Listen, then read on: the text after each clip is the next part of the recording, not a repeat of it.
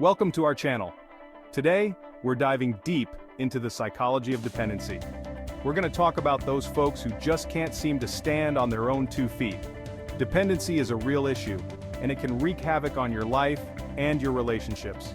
We're going to shine a light on these behaviors, help you understand why they happen, and give you some tools to start breaking free. So buckle up, get ready to learn, and let's get started. Okay folks, let's talk about the first sign of a dependent person, the constant fear of abandonment. These folks are terrified of being left alone. They cling to their partners, friends, even family members, like their life depends on it. Why? Because deep down they believe they're not enough on their own. They need that constant validation, that reassurance that they're loved and accepted. They'll go to extreme lengths to avoid being alone, even if it means staying in unhealthy relationships. This fear can manifest in jealousy, possessiveness, neediness, you name it. They're constantly checking in, questioning your every move, convinced you're about to walk out the door. It's exhausting for everyone involved. They need help, real help, to slay that monster and realize they are worthy of love and belonging, even without someone else by their side. Let's move on to the second telltale sign of a dependent person, the inability to make decisions. And I'm not talking about what to have for dinner. I'm talking about major life choices, careers, relationships, where to live. These folks are paralyzed by the fear of making the wrong decision. So what do? They outsource their choices to everyone else. They ask for advice, opinions, and guidance from anyone within earshot, then second-guess themselves anyway. They lack the confidence to trust their own judgment, their own gut. This indecisiveness can be incredibly frustrating for their loved ones. They need to learn that it's okay to make mistakes, to fall down and get back up. Let's talk about being alone. For most of us, it's a chance to recharge, reflect, maybe enjoy a little peace and quiet. But for a dependent person, solitude is their worst nightmare. Being alone, even for short periods, triggers a wave of anxiety, insecurity, and a deep sense of unease. They associate being alone with loneliness, abandonment, and a feeling of emptiness. Without someone to validate them, entertain them, or simply be there, they feel lost and incomplete. They might constantly need to be surrounded by people, filling their schedules with social engagements, even if they're not truly enjoying themselves. Or they might rely heavily on technology, clinging to their phones and computers, constantly seeking connection and distraction from their own thoughts. Imagine never feeling truly comfortable in your own company, always needing someone else there to fill the void. These folks need to learn that solitude doesn't equal loneliness. Moving on to sign number 4, and this one's a biggie, the insatiable need for reassurance. We all need a little validation now and then, right? A pat on the back, a word of encouragement. But for a dependent person, it's like oxygen. They constantly crave affirmation from others, seeking approval for their every thought, feeling, and action. They fish for compliments, constantly asking, "Do you think I'm good enough, or do you still love me?" Even after you've told them 1,000 times. They need constant reminders that they're smart enough, attractive enough, worthy enough. They lack that core sense of self-worth, so they rely on external validation to fill the void. This constant need for validation can be exhausting for everyone involved. They need to learn to find that validation from within, to build up their own self-esteem, and realize that their worthiness isn't contingent on the opinions of others. Now, let's talk about submissiveness.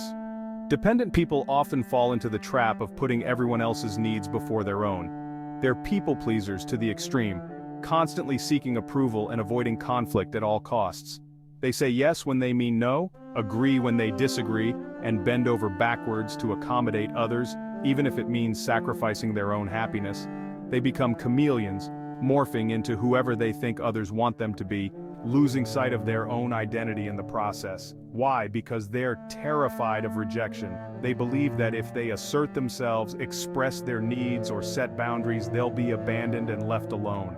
They deserve to have a voice, to express their needs and desires, and to be loved and accepted for who they truly are, not who they pretend to be. Let's talk about rejection, folks. We've all been there, right? It's part of life. But for a dependent person, rejection isn't just a sting, it's a punch in the gut. It confirms their worst fears, reinforces their belief that they are not good enough, not worthy of love and belonging. They become hypersensitive to any hint of criticism or disapproval, interpreting even the slightest frown as a sign of impending rejection. They go to great lengths to avoid any possibility of being rejected, even if it means isolating themselves or staying in unhealthy relationships. This fear of rejection can cripple their social life, their careers, even their romantic relationships. They need to learn that rejection is a part of life, not a reflection of their worth. Chapter 7. The Self-Confidence Crisis. Building yourself up from within. Let's be honest, folks. Dependent people often struggle with low self-confidence. They don't believe in themselves, their abilities, or their worthiness. They constantly doubt themselves, second-guess their decisions, and seek validation from others to fill the void within. This lack of self-confidence can manifest in various ways. They might apologize excessively, even when they've done nothing wrong. They might downplay their accomplishments or avoid taking on challenges because they're afraid of failing. They might constantly compare themselves to others, always finding themselves lacking. But here's the truth. They are worthy, just as they are. Building self-confidence is a journey, not a destination, but it's a journey worth taking. Chapter 8. Breaking free from reliance, embracing independence. Here's the deal. Dependent people often struggle to do things independently. They rely heavily on others for support, guidance, and even basic tasks. They might avoid driving alone, handling finances, or making appointments without someone else's help. They fear making mistakes, appearing incompetent, or facing challenges without someone there to rescue them. This dependence can stem from various factors, including overprotective upbringing, past experiences of failure, or a lack of opportunities to develop independent skills. Now, it's one thing to ask for help when you need it, but it's another thing entirely to be paralyzed by the thought of doing something on your own.